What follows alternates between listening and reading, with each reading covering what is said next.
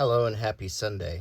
So today, once again, I'm going to do one of my favorite books videos, but today I thought I would have a theme, and the theme is the time of King Henry the VIII through Queen Jane of England. So all of these books relate to that time period. So starting with Henry the VIII, I have this book called At Home with Henry the VIII, His Life, His Wives, His Palaces by Rose Shepherd. It's a very, very nicely done book with a fabric cover and this woodcut engraving of Henry the VIII and this beautiful gold all around it. And on the back, it basically explains a little bit about Henry the VIII with more gold. I never actually took the price sticker off, which I probably should. But this book was £16.99, and in the US it's $24.95, and in Canada it just says priced higher. So the book, in the end papers, we see the wives of Henry the VIII. Catherine of Aragon, Anne Boleyn. I think that's Anne of Cleves, Jane Seymour, or maybe Anne of Cleves, Catherine Howard, Jane Seymour, and then Catherine Parr, I think is the order. Another little woodcut here. And we see the daughters of Henry the children of Henry right here, Mary, Elizabeth, and Edward VI, and a picture of Henry on the left. And it talks about the lifetimes, what it was like living under his reign, and what his life was like. So here's his wives. See if I got it right. Catherine of Aragon, Anne Boleyn. See, Catherine of Aragon was actually the wife of his brother, Arthur. But his brother died, and he ended up marrying his brother's wife. Anne Boleyn was the one that he wanted to marry. He changed the religion to marry her. He actually abolished Catholicism and started the Church of England. Then Jane Seymour, who was the mother of his son Edward. Anne of Cleves, who was an arranged marriage, maybe someone who they thought would be safer, and he didn't like her so much. And Catherine Howard, who he had executed like he had Anne Boleyn. And finally Catherine Parr, who was his last wife. Pastime with Good Company was a song written by Henry VIII. It's rumored he wrote Greensleeves, but I don't think that's true.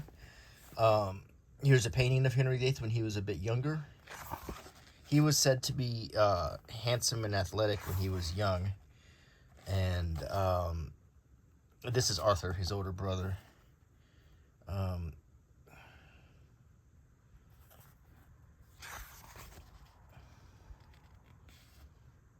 This is Elizabeth of York, Henry's mother. She was actually the sister of this quote, Princess in the Tower, though the two young princes who were supposedly killed by Richard III, who was defeated by Henry's father, Henry VII, who became king. And that's Henry VII right there. Or the first Tudor, Henry Tudor. Here's Pastime Good Company, written and scored by Henry VIII.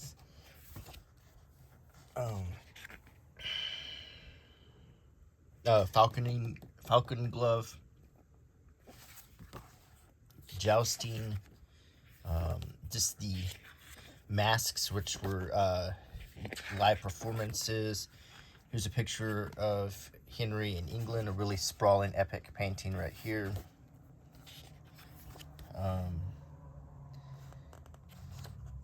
This is Henry Fitzroy, which was Henry's illegitimate son. He died as a teenager, but he wasn't able to inherit the throne because he wasn't legitimate. Thomas Boleyn, who I believe is the father of Anne Boleyn and her sister. Picture of England or London.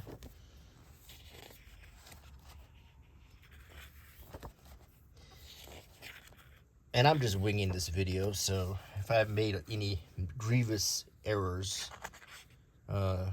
history-wise, I apologize in advance. I'm just speaking off the top of my head of the history I know. Cardinal Wolsey,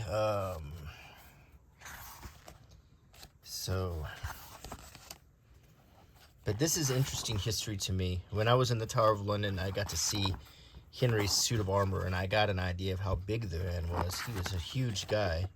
This is the classic picture of Henry that we see all the time. I think this is by Hans Holbein, the younger. And this is the way we all look at Henry.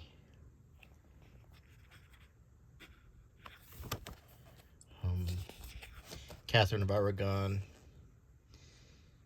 Anne Boleyn right here. Here's the thing about Anne Boleyn. This is maybe, if this was drawn by Hans Holbein, then this is one of the only actual images we have of her, because it was in his notes.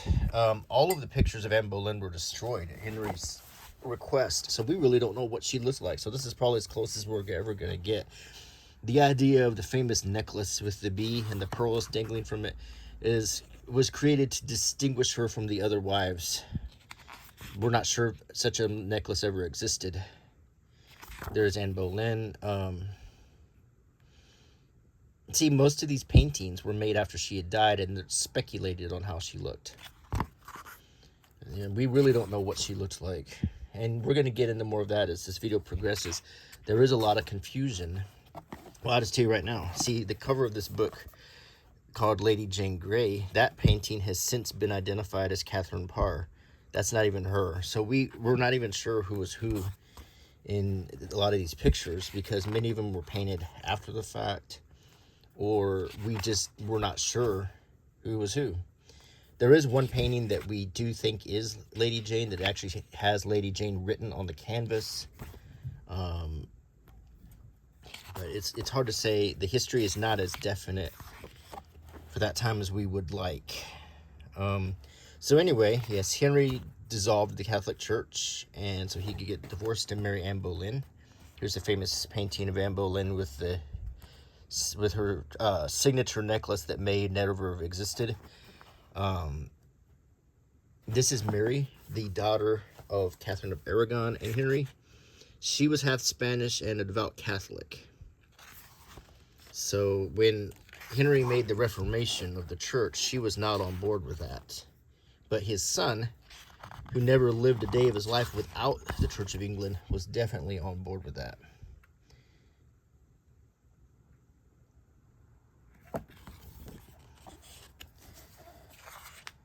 I took a trip to Glastonbury years ago, and I stayed in the George and Pilgrim's Hotel, the very same hotel Henry VIII stayed at. One room above his, when he was there to destroy the Glastonbury Cathedral, and you can still walk through the ruins of it. He took the abbot of the cathedral, or the bishop, and took him to the tour of Glastonbury and had him drawn and quartered.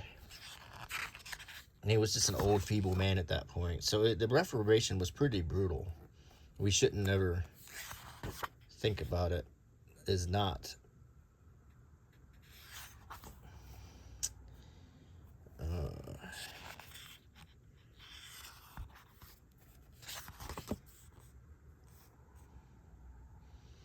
This is Anne Boleyn in the Tower of London. This is the Tower of London. And another picture that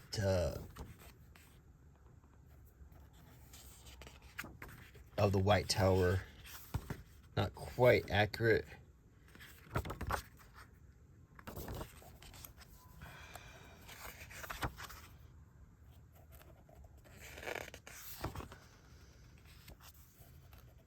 Another good picture of Henry in life.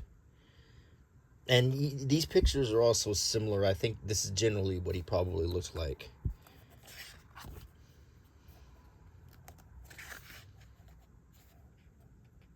Jane Seymour, his wife who bore him Edward VI, but she did die in childbirth.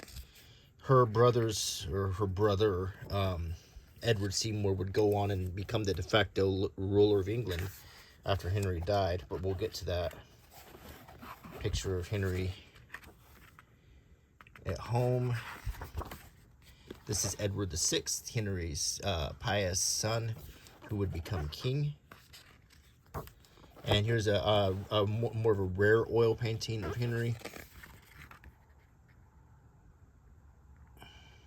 It says it's now destroyed. It says Holbein's original Whitehall mural depiction of Henry VIII, now destroyed, was one of the most influential portraits ever. See page 58, which was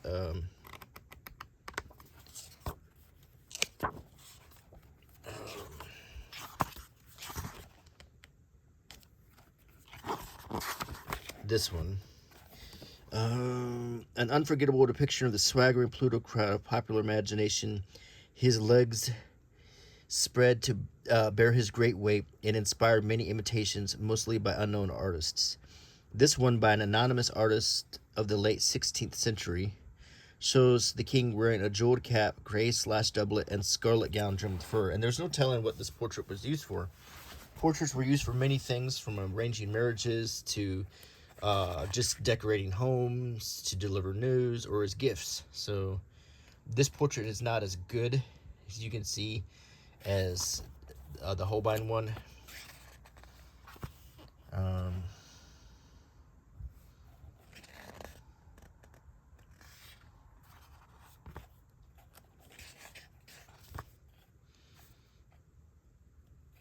Christina of Denmark.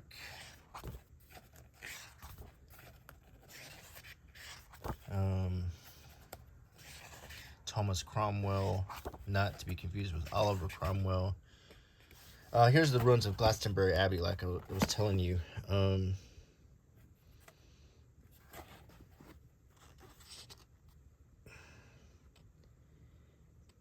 Yeah, Richard Whiting was the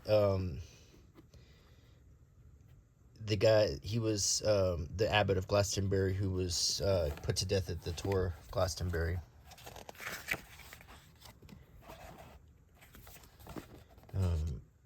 Catherine Howard, she was put to death by Henry. He only killed 2 of his wives. A lot of people think he had 8 wives and he put 6 of them to death. That's not true. He had 6 wives and he had 2 of them executed. I'm not saying that's any better, but I am saying that that's the facts. That's the history. So there's a lot of bad history about Henry.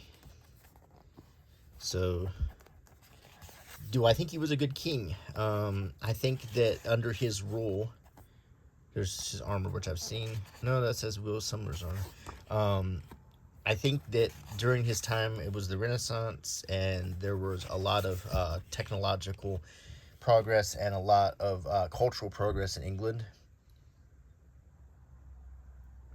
I think that he was heavy-handed, and I think his treatment of Catholics was pretty lousy. However, I think there were other positive things about his reign, too.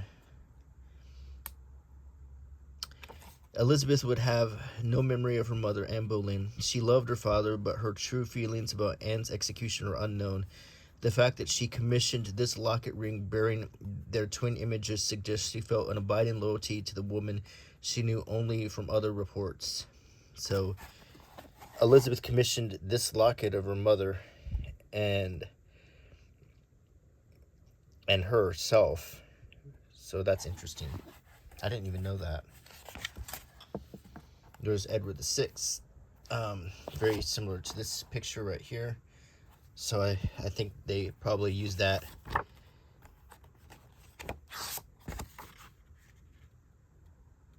Now that's Deal Castle in Kent.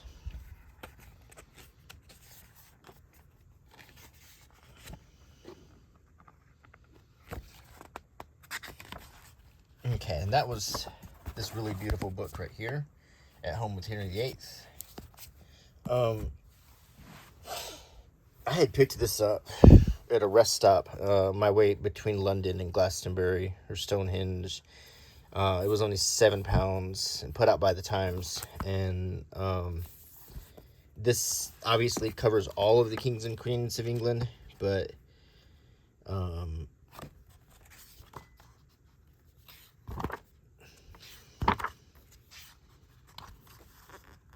the section we're in right here is Henry the VIII.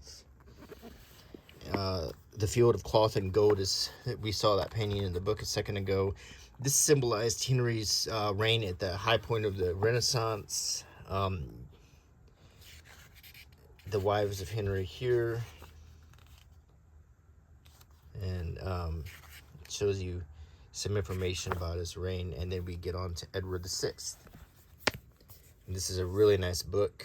I have this other book also titled Kings and Queens, and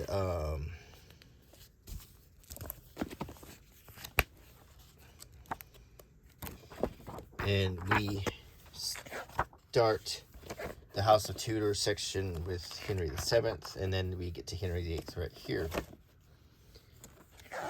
and Edward VI. Here's a picture of Henry and all of his wives. And they even skip over Queen Jane in this, which is not unusual. I think in this book here, they might have addressed her.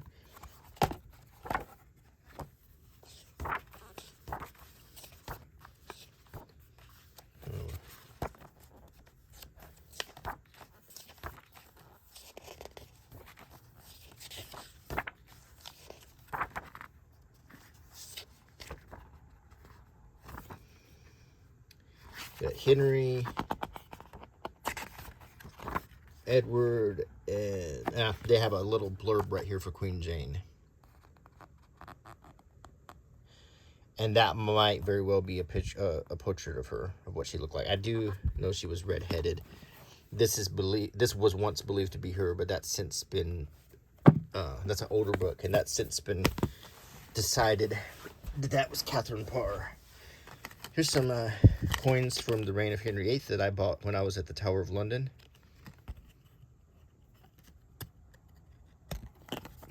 The obverse with the cross, which also had the double purpose of being able to cut the coin into quarters. So you could, there were many fractions of coins left. So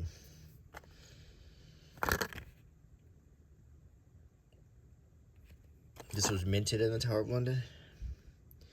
A groat is a coin worth 4 pence, from the Italian coin called a grasso, meaning large, as it was a larger coin than a penny. The first groat was made at the Tower of London in 1279 during the reign of Edward I. King Henry VIII reduced the purity of England's silver and gold coins by adding more and more cheap metals such as copper to them. This process, called debasement, helped to fund his foreign wars and an extravagant lifestyle. His actions caused huge price rises, and public unrest as people lost faith in England's coins. As the coins wore away through use, the copper shone through his image, earning him the nickname Old Copper Nose. That's a little interesting piece of trivia. So as this coin would wear down, you would see a copper nose on Henry. This is an half angel under the reign of Henry VIII. And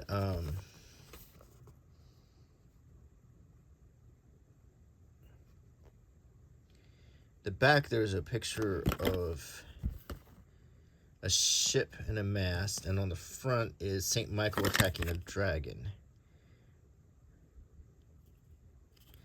So let's read about the coin. The angel was a gold coin introduced into England by Edward IV in 1465.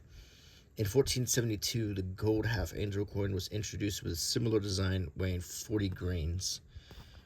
King Henry VIII reduced the purity of England's silver and gold coins. Okay, it's almost the same as the last that he had debased the coins. Okay, so as we move on from Henry, we get to the reign of his son Edward VI, who was 9 years old when he became king. And there's his shilling.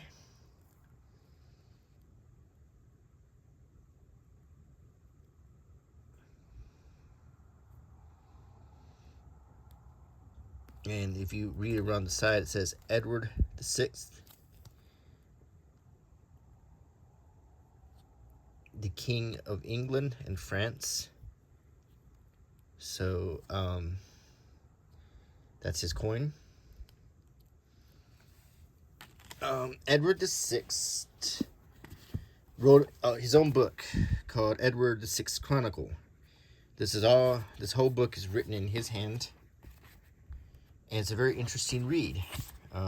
It's one of the very few first-hand accounts we have of what it was like to be King of England as a child. He wrote it, he titled it the Chronicle himself, and then he crossed it out, but we kept that title.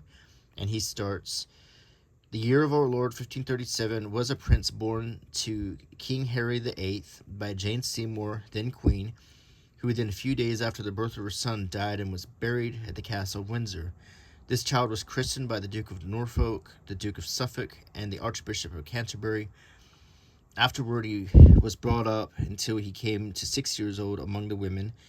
At the 6th year of age, he was brought up in learning by Dr. Richard Cox, who was afterward his almoner, and John Sheik, Bachelor of Arts, crossed out." And it puts little notes that indicates that he his own edits.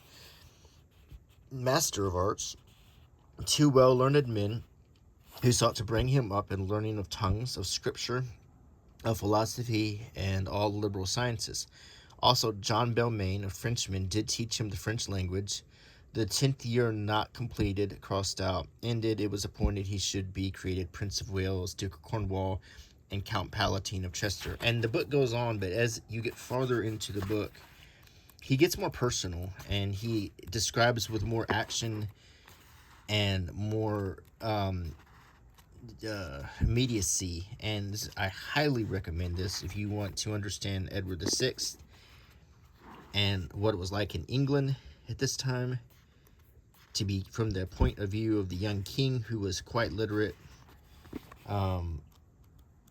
So let's get a little context here. Edward VI was born into the Church of England. That's the only church he'd ever known. He had 2 sisters who were legitimate, Elizabeth and Mary. Mary was his older sister, and she was half Spanish and devout Catholic. He still loved her very much, but he constantly pled for her to convert to the Church of England. During his time, this book by Thomas Cranmer called the Book of Common Prayer was finished in England. And this is a very old copy of the Book of Common Prayer. This is the kind of a placeholder before the King James Version of the Bible was completed after the reign of Elizabeth, under the reign of King James. But this was the placeholder for the official book of the Church of England. And it did not replace the Bible, and it referenced and referred to the Bible, but it gave you a detailed schedule of prayer, and it did give you some Bible stories to observe in a calendar sort of format. So this is a Book of Common Prayer. The one I'm holding in my hands is from 1944, but the original Book of Common Prayer is this one right here. This is the Edward VI version that was written in 1549, as you can see. And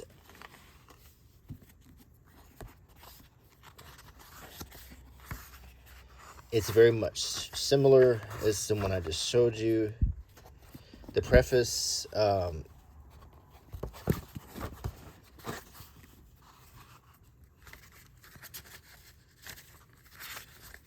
is,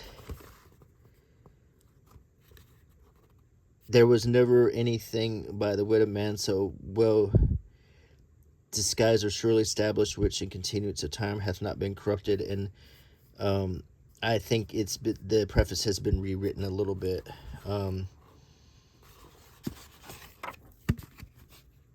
So this is the original text in the original Old English, so it's a little bit more challenging to read, but it's essentially the same book.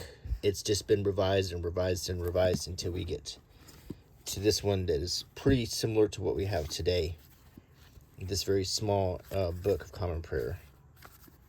So this was the Book of the Church of England that had that Edward VI had fought to create as the new national religion. So we get Protestantism from this religion, and so this is the first time we see the break between Catholicism and Protestantism. And there's, of course, the Eastern Orthodox religion that is very similar to Catholicism, but it's practiced in Greece and Russia, Eastern Europe, and here in the U.S. too. But so if you could say that the Catholic Church, and if you also want to consider Lutheranism and some others, it went in several different directions, and this was one of them. So this is the artwork that was on the Book of Common Prayer originally. But this is the actual text in a completely transcribed. So we talked about that. Now, Edward VI died quite young. I believe he was 15. He was sickly. Well, he started out fairly strong, actually. He seemed to be on the right track and healthy. He was riding horses and falconing and doing all kinds of things, but he became ill. Some people have theorized that his father had passed syphilis onto him, and the same happened to Mary and Elizabeth, which resulted in Elizabeth losing all of her hair, Mary dying young, and Edward dying young. That's one theory. Another theory is that he had tuberculosis. He is showing symptoms of that. So as he got older, the de facto ruler of England was his uncle, Edward Seymour, who was the brother of his mother.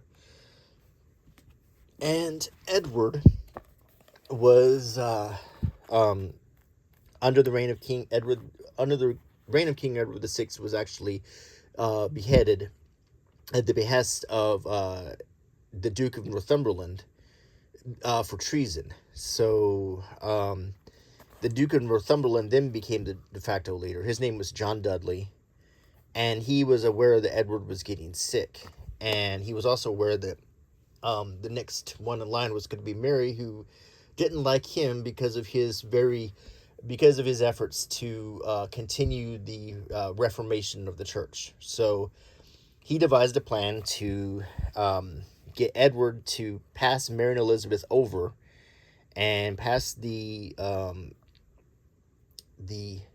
crown to Jane Grey, who was the great-granddaughter of Edward VII. So her mother, Frances, was the granddaughter of Edward VII, and therefore she was in line for the queen, but it should have gone to Mary and then Elizabeth first. So this young girl was made queen on the death of Edward VI. Before that, she'd married John Dudley's son, Guildford, in an arranged marriage. They didn't seem to dislike each other, but they didn't really get along or have much of a marriage. They lived separately, but I don't think they disliked each other either. There was a movie called Lady Jane that shows, that's very fictionalized, that shows them being in love and doing all kinds of reform acts as when they became the leaders of England, but that was all fiction. So anyway, Jane spent most of her reign in the Tower of London, all 9 days of it, until the small council abandoned her, swore allegiance to Mary, along with John Dudley, and then Mary put her and Guildford in the Tower under arrest. She was going to be spared originally, but then because of Thomas Wyatt's rebellion, and they were calling for Jane, she was also put to death. So I've been to the Tower, and there is a commemorative marker for her. That's Mary. And there's also, if you go into the tower, you can see where graffiti was scratched in the wall by Guildford, and he wrote the word Jane. So that's John Dudley, the Duke of Northumberland. That's Thomas Wyatt, who led the revolt that got Jane killed. This is a very old book. This book was written in 1962, and it explains who Jane Grey was, the background, and then how the mechanizations to make her queen happened. You see a chart that shows the lineage and the heirs to the throne, and